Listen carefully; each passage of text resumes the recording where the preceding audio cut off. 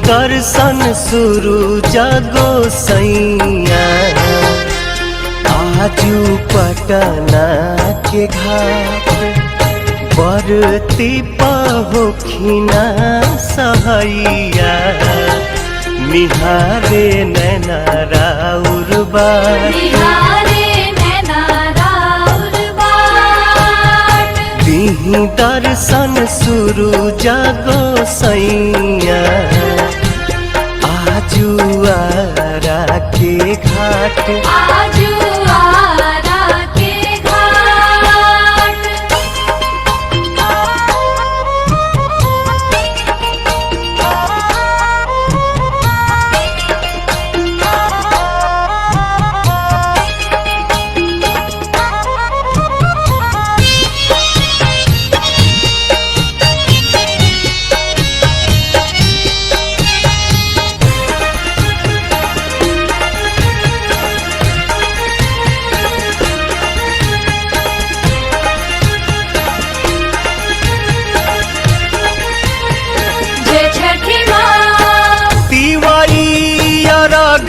देवे अली गंगा घाटिया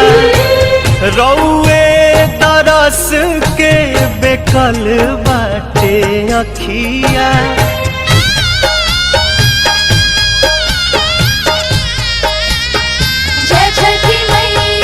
तिवाई अर्घ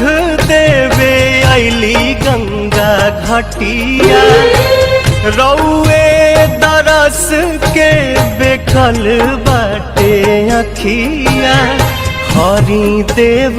दुखवा बलैया उगी पूर्व से मुस्कात दिही दर्शन शुरू जगो सैया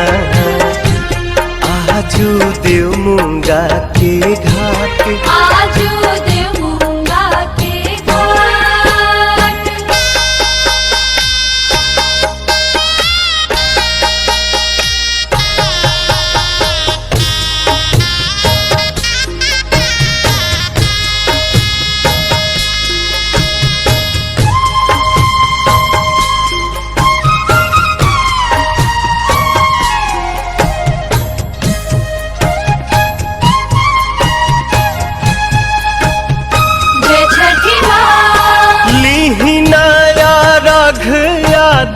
दिही आशीर्वाद जी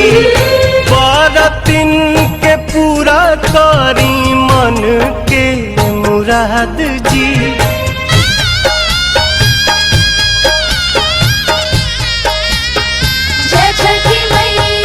लिहिना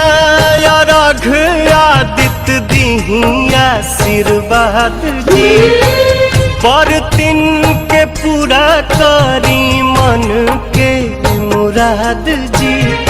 पवन गोविंद परेले पैया दर्शन दिही साक छात दिही दर्शन शुरू जगो सैया आजू बगसर के घाट